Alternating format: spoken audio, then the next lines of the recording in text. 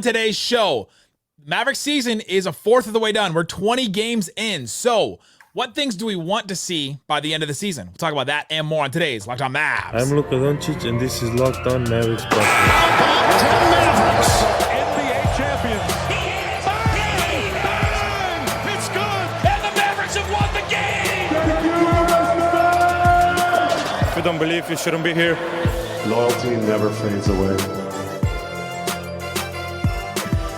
And welcome. You are locked on to the Dallas Mavericks. My name is Nick Angstadt, media member and NBA channel manager for the Locked On Podcast Network, your team every day. Thanks for being part of the show. Make it Locked On Mavs your first listen today, where the best way you can help us grow the show is to listen every day. Leave a 5-star review on whatever platform you listen to us on. Like the video and comment anything below. Let me know in the comment section what's one thing you want to see the Mavs do by the end of the season. This episode is brought to you by PrizePicks, the easiest and most exciting way to play daily fantasy sports. Go to prizepicks.com/LockedOnNBA and use the code, all lowercase, LockedOnNBA for a first deposit match up to $100. And joining me from Valley Sports Southwest, you've seen her before and after and in the middle of most Mavs games. What you got for me, Dana Larson? Hey. Okay, what I have for you today is a text I got from my mom this morning. Listen up to this. She says, she doesn't watch the games, by the way. Okay. But she reads the newspaper. Yeah. Mavs fans are all abuzz about Luka's headband. She said, so cute, where do I get one? This is coming after he has a 40-point triple-double. But my mom cares about the headband, and so do the Mavs fans, and I love that. They really do. Luka just after the game said, it's not the headband, right. It's me. But I don't know. I think we think it's the headband. And the headband that's pretty fine. great. I like that he told us all too that, you know what, I don't want any more gel. It's getting long, so I'm going to try this. That was so funny. It's like, you know what, I have the curtain back. I have a conspiracy, which that's hilarious that your mom, I try stuff like that with my wife, who doesn't really care for sports in any way. If I ask her, like, do you know who this player is? You know, like, then if she knows it, then I'm like, okay, this player is now permeating the culture in a way that is more than just the sport. I've got a conspiracy though. I think Luka heard my theory about Bangs Luka, because Bangs Luka always has a bad game. When Luka's hair falls into his face and he has a bad game almost every game he has a bad game, he has bangs. And so I think he heard it and he was like, I think he did, because he doesn't want to use product. Nope. And he doesn't want him hanging in his eyes, because then Nick calls him out for bad games. So we've got headband Luka, and it's there you working. go. Did I cause it? I don't know if I did or not. On today's show, though, we're 20 games into the season, which is what Nico Harrison called, let's wait 20 games into the season until we figure out what this team is. So let's talk about three things. We have three things each that we want to see for the last 3/4 of the year. We got 3/4 of the year left, which feels like a lot more, but it also feels like we've been through a lot. And so we'll get into all that today. I got a bunch of stuff. Maybe talk about a trade, some players we want to see play more minutes, other things we want to see from this team. But I think we want to start here. The Mavericks defense. Can we just get to 15 to 18? Right? Can we just get there? That's what I want to see throughout the rest of the season. Because right now they're sitting on cleaning the glass. This is your defensive rating, right? This is where you want them, 15 to 18, right in the middle. This is where I want them ranked on defense. Can they just get there? Because right now on defense, they're the 23rd ranked team, and cleaning the glass cuts out garbage time and all that. So this is like what their actual defensive rating is, I think. And so they're 23rd right now. Can we just get to like 15 to 18? 15 would be amazing. I would be very happy with average defense from this Mavericks team. But can they get to 15 to 18, Dana? Is it first of all, is it possible? And second of all, is this a thing that we should all want the Mavericks to be? Yes, we should all want it. Yes, 100%. We want it because we know what it would mean. If you pair that with this, elite offense, we know this would be a team that could really make waves in the postseason. So we do want it. We do want to see it. We don't want to see it like every fifth game. Yeah. Maybe a fourth quarter here and there. It's the consistency. It's finding the consistency, and they can do it. They're showing us in those chunks of time, and we're seeing the thing that I think gives me the most, promise or encouragement that this can happen is that the guy at the top has totally bought in. Luka is really, really putting in a ton of effort on that end. Headband or not. Headband or not. He is playing his it's not a dad bod. He's a dad, but it's not a dad bod anymore. Is it not? All. Is it not? He's in shape. Okay. Luka Okay. is in shape and it is working. And so he is giving it all on the defensive end. So that sets a tone, right? Everybody needs to fall in line.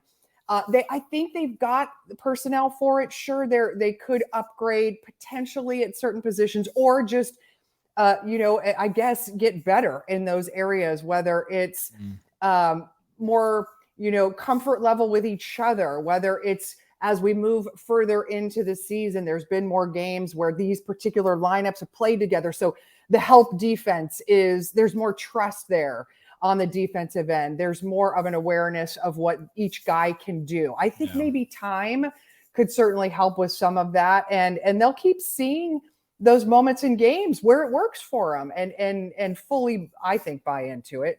The time is absolutely a good point. We're 20 games in, and we're 20 games in with this new lineup that is brand new, this starting lineup, which has largely actually been pretty good defensively and hasn't been great offensively, which is kind of weird. But for the team as a whole, it's like a brand new team, basically. Like, think about all the players that were here, even last year for the majority of the year. It's like Luka, Tim, Dwight, Maxey hasn't really played that much, Josh, and now he's out.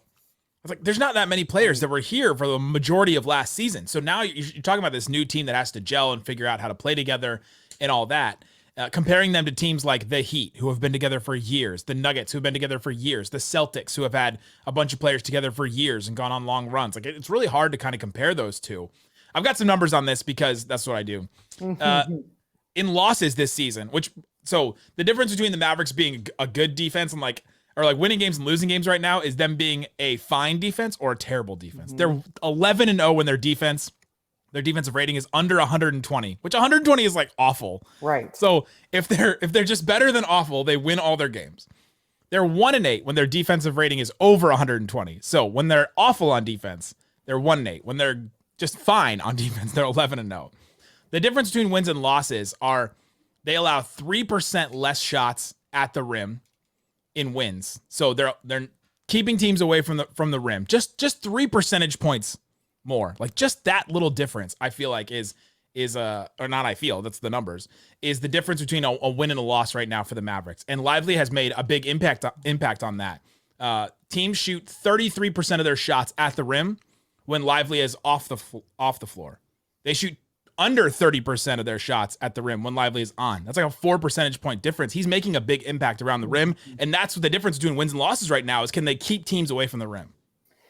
Well, and I wonder too if there may not be some more effort to get Richaun Holmes a few more of those backup center minutes too, because if you're looking at how much size matters, when you're talking about interior defense and protecting the rim, and even if it's just making you second guess that decision, because right now that's the scouting report on the Mavs, right? Yeah. Attack, attack, attack. Early on, we saw teams were having 60 plus points in the paint like it was nothing. Word was out. That's what you do. It's Swiss cheese, just drive.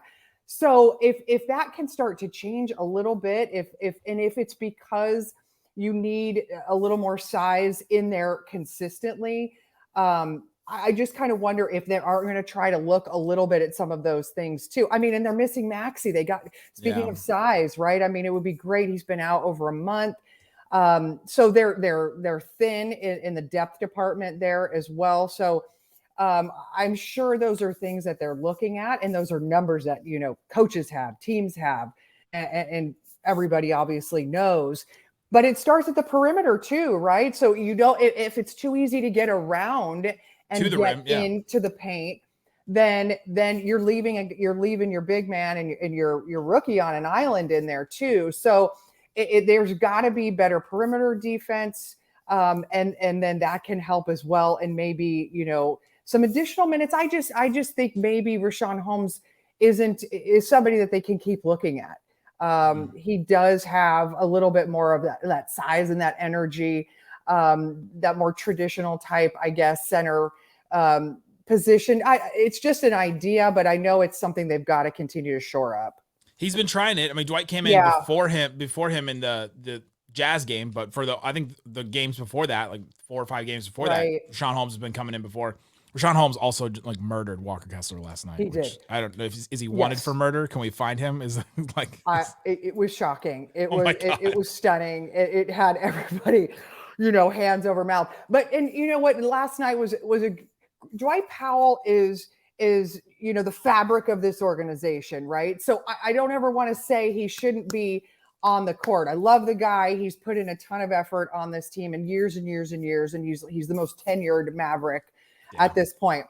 That's a great game. Get him in, get him minutes. They were going to win that game. He can certainly help in ways, especially in good matchups like that. So that's good. There will be a time and a place for all of them, but I do think that yes, as you saw late, some of the things that Rashawn Holmes can do, Jason Kidd's not been afraid to try. Try different guys and try matchups and go very deep, and had to with the injury stuff that's gone on here lately. Yeah. So one thing we want to see is the Mavericks to get to 15 to 18th in rank on defense. They're 23rd right now. Can they just keep inching towards that? They got to keep teams away from the rim. That has been a huge key. We talked about Lively. We talked about Rashawn Holmes. So coming up, what's a thing that Dana Larson wants the Mavericks to do by the end of the year? And should they make a trade? Is there another option on the team? We'll talk about all that and more coming up. Today's episode brought to you by Prize Picks. Prize Picks is daily fantasy made easy. Go check out Prize Picks. And right now, for the in-season tournament, we're recording this before the first game. And you can pick, let's say, for example, Tyrese Halliburton. Super fun to watch this guy play. But you want to put a little down on him, 29.0 points. I can pick that's the projection that Prize Picks has for him in this game against the Bucks. I'm going to go more just because I want to have fun with Tyrese Halliburton. Giannis, 34.5. Oh boy, I don't know if there's any way they're going to stop him. I'm going to go more on him as well. And then let's pick one more. Damian Lillard, 27.5. Let me just go less just for the heck of it. I have all three of those down. I put down $20. I can win 100. If I put down 100, I can win 500 just as an example. And that's on the power play. If you try the flex play, you can try a bunch of other stuff too with that. Go check out Prize Picks, see what's available. You can also combine it with other sports too. NFL, NHL with Stars games. College basketball, all kinds of different things that you can combine this with on Prize Picks. So go to prizepicks.com, use the promo code LOCKEDONNBA, and you can get a first deposit match up to $100. Again, go to prizepicks.com/LOCKEDONNBA, use the code LOCKEDONNBA for a first deposit match up to $100. Hot man, the hot player. Thanks, everybody, for hanging out, listening to Locked On Mavs, being part of the show, part of the Raccoon Squad, listening every day. Thanks for getting a Raccoon Squad Locked On Mavs sticker from Dana Larson. If you're one of those people that go and see her in you're in like the second level. Yeah, I think it's technically called the platinum level. Platinum. Yes. Of course, Dana Larson would be on the platinum level. Of course. But I loved getting visitors. So keep them coming. That's please. awesome. Subscribe to our subtext. You get text straight to your phone. I send you alerts on all kinds of stuff, the injuries that happen, rumors that I see anywhere. I'll do things like I'll listen to a podcast with somebody's on it. Like Mark Cuban the other day was on Ninja's podcast. I don't know if anybody knows that Ninja has a podcast, but he does. Mark Cuban was on it. I listened to it. I sent you notes on it. So stuff like that. Subscribe to the subtext, click the link, or text the number. All right, Dana, what's one thing you want to see from the Mavericks for the rest of the year, the last 3/4 here? Okay, I want to see some signature wins. Right? I want to see them pull out games like the Milwaukee Bucks game they lost. I want to see them beat those teams that they are chasing. I'm ready to see and they've got chances coming. They're going to see the Timberwolves twice in December. We're going to start to see some of those beasts from the East, the Sixers, the Celtics will be there. Denver, they'll have another shot at Denver. The thing that they've done, which is awesome this year, is really do a decent job of taking care of business. And we got to throw out that Memphis game the other night. A lot of injuries. That did not go well. But for the most part, they have, really been beating the teams that they should, showing up, taking it, taking care of business, being professional, all that kind of thing. And they had what we now know, that win over Orlando was really good earlier in the year. They beat the Lakers. That was good.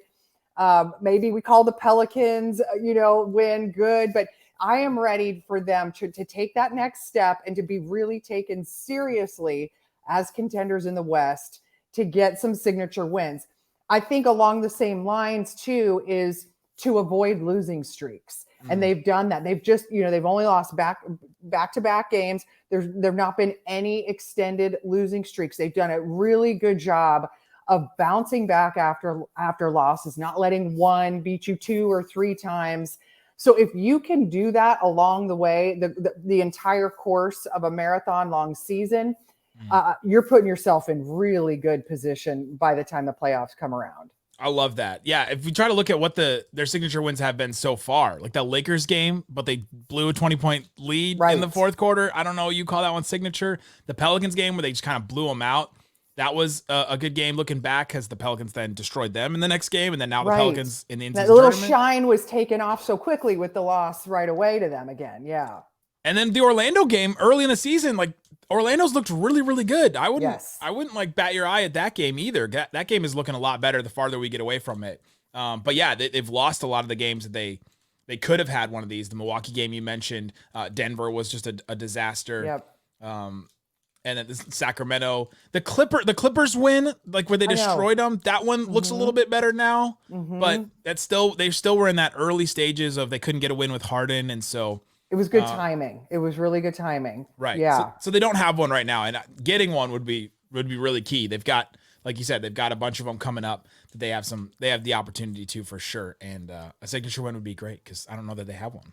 I know. And I think those are the kind of things too that you can look back on and, pull from later in the year or pull from in the postseason. What it took to beat a team like that, what it took to defend a great player that you're facing. I think that those kind of games can really be galvanizing, can really be the things that you put, you make notes off of, you build off of. So I'm excited. I think December, there are some real opportunities to try to get those. You mentioned Minnesota earlier, and it's wild that Minnesota could be a signature win, but they've been so good this year that it is.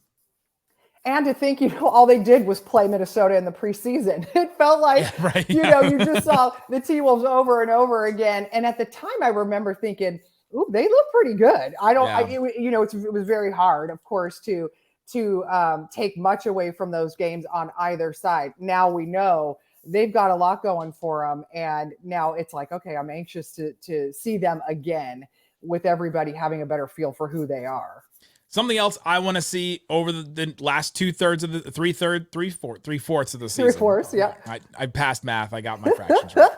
I want to see one of two things in this one. Either a trade for a big wing, which we've talked about. I talked about this earlier this week. Or an Omax emergence. We got to see one of the two things because this is just one of the biggest areas of need the Mavericks have. They still play really small. Grant Williams has been doing some good things, hasn't been shooting the ball well lately, but he's still 6'6", and then the rest of their team is 6'5", and then there's Luka, and so it just feels like they need a little bit more size somewhere. So could they get a trade for a Kyle Kuzma, who said the Mavs are one player away? Maybe he thinks he's the player. He said that on Twitter this week. Jeremy Grant is another one I'm looking at. I talked about Dorian Finney-Smith in an episode earlier this week that you can go check out. Could he be the guy? Torrey Craig on the Bulls. Maybe they have a fire sale and he could just be another body the Mavs can add. He's not really that big, but still another bigger type wing. But either a trade for one of those guys. But what do you think about an Omax emergence? Because it looks like we saw some good minutes from him against the Jazz. He fits the bill as like the type of player that they just need so desperately.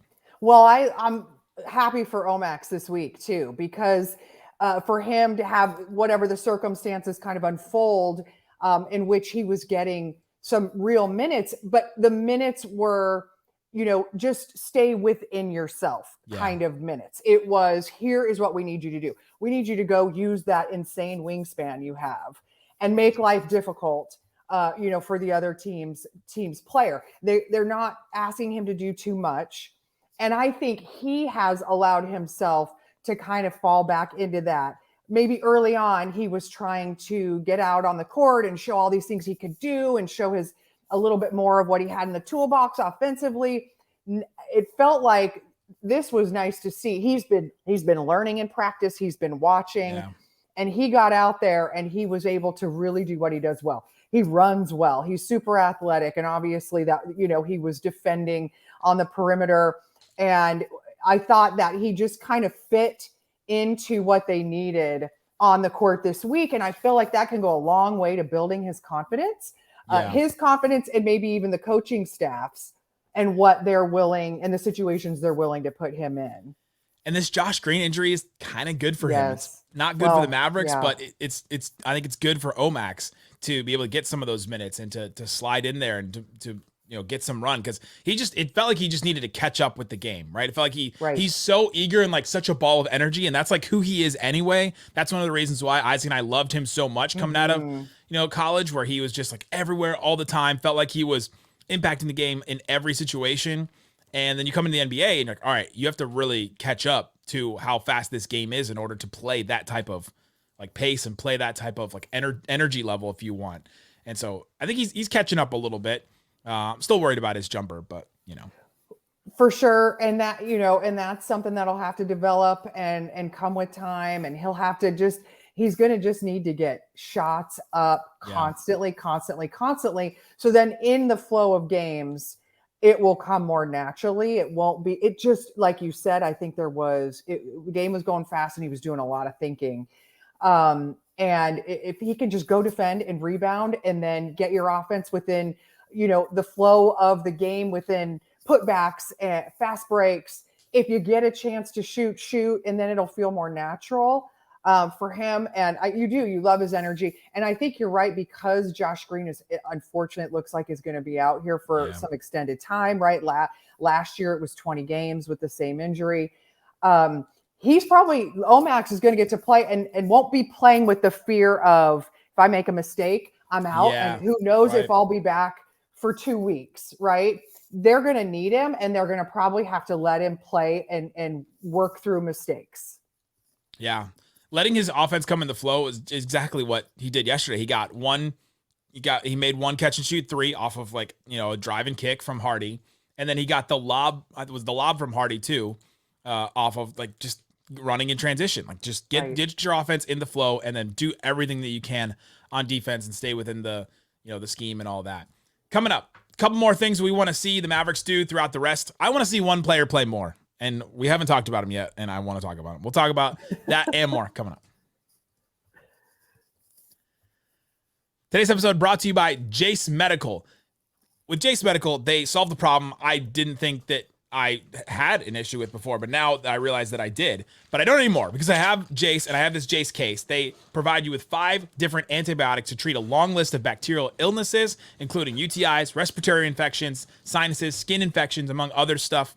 If you are caught in an emergency, if you're caught in a situation where the supply lines dry up or you can't have access to some kind of medication, some kind of these antibiotics, you're going to want one of these. And you're going to want to have the peace of mind knowing that even if these things do happen, I'll be able to, I'll be safe, my family will be safe, and I'll be able to take care of them with this. Visit jasemedical.com, complete your physician encounter. You'll be reviewed by a board-certified physician, and your medications will be dispensed by a licensed pharmacy at a fraction of the regular cost. So you can get them sent to you, and you'll know that they're safe because it's from a board-certified physician. It's never been more important to be prepared than today. Go to jasemedical.com, use the code LOCKEDON, get $20 off your first order of a Jase case. Again, use the code LOCKEDON at jasemedical.com, jasemedical.com, promo code LOCKEDON. Shut it down! Let's go home! All right, Dana, we're talking about things we want to see the Mavericks do by the end of the season. We're a fourth of the way through. We got 3/4 left. Nailed my fractions that time. What's one thing you want to see them do by the end of the season? Okay, I want to see them manage Kyrie's health. So if that's a good way to say that, or Kyrie just get healthy, one or the other way to say it, right? But it looks to me like, I feel like through the first 20 games, I'm taking away the fact that we will probably have to see Kyrie get some rest here and there. And it might be on the second night of back-to-back. So he's sat, I believe, 4 games now. Yes. And the last 2 have been on the second night of back-to-backs. And, when he does play, obviously we all know what an elite player he is and this long resume and all the great things that he does. And what he does to loosen up the defense for Luka is immeasurable. I mean, it changes so much for them. So if there is a way to figure out how there are 7 more back-to-backs this season, And there's that crazy stretch around Christmas where they're going to play 5 games in 7 days. There has to be a really, thoughtfully worked out plan, I think, with keeping him healthy. And when he is, and that foot feels good, like it clearly did last night against Utah, his rhythm is amazing. The shot is great. The mechanics are where they need to be. He can play a ton of minutes if he needs. So it's just something that hopefully they're, going to be able to manage and get really like locked in or locked on, so that he can be out there for the biggest games and in deep into the season. Yeah, getting Kyrie healthy is so huge. And it's like foot issues, foot injuries really worry me. And they're like one of those that kind of linger and stay on. He had a left foot sprain that kept him out of the first 3 games that he was out this season. And then a right foot soreness was what kept him out of the end of last season. And that was the most recent one that he was out of in this season. And so it's switching back and forth. Right, Fido? It's switching. Sorry. What's your dog's name? My dog is Milo. Milo, come here. My dog is a Burn and Doodle, Milo. And boy, does he love delivery people. I'm very sorry, everybody. It's that time of year. I know, it is. We have a cat that runs around our neighborhood named Milo. You're kidding. A cat named Milo. Okay, that's cute. I don't know how everybody in my neighborhood knows the cat is Milo. I don't know who.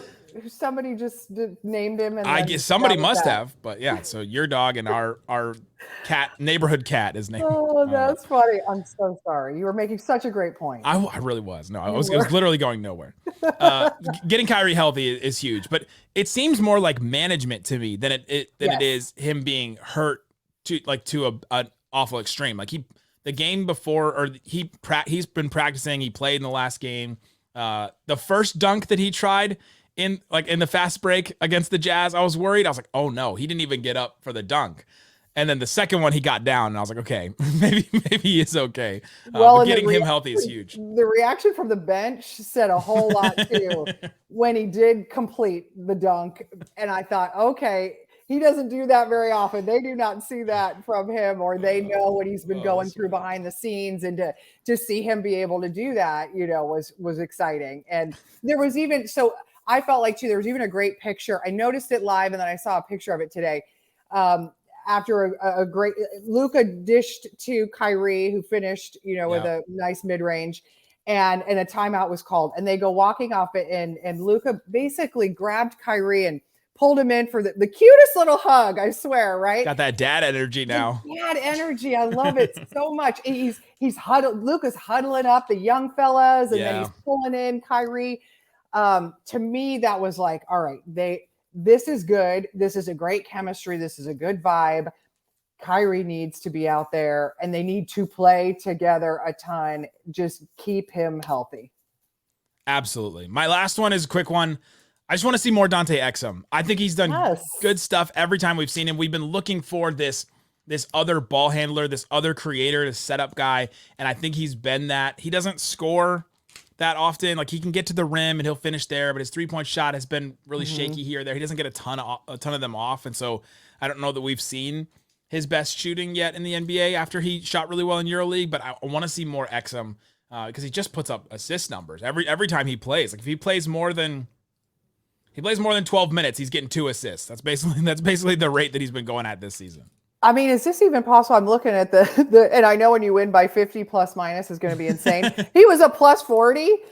Dante Exum was a plus 40 when he was on the court in his 25 minutes. And as you just mentioned, that wasn't even because of his scoring. He was 2 of 9. He does look to pass and set up guys first. But I do love that downhill side, the way he is attacking, because the Memphis game, we just saw a lot of the 3-point shooting, and it wasn't going, and it was, deflating for the team. When you have someone like a Dante Exum who comes in and he's just immediately looking to push the ball and push the pace, right? And we know that's what Jason Kidd wants to do with his team. We know it's been beneficial for him. I think he's certainly earning his way into more minutes, into the starting lineup. He's such a professional. He's got a high basketball IQ. He's played this game forever. I mean, he had that awesome steal and the great behind the back, pass. It was beautiful. And he was setting up. I think Kid was talking about what he was doing for Tim Hardaway Jr., really looking to get him going and get him shots. So he has that, he just has that great point guard mentality. He absolutely does. Milo agrees. Milo is in on more Exum minutes. Milo is part of the Exum estate, which is what I've bought stock in. I've bought shares in. Did you have one more thing you want the Mavs to do? No, I think we've covered it. I mean, other than let's throw in, continued just feed Dereck Lively, right?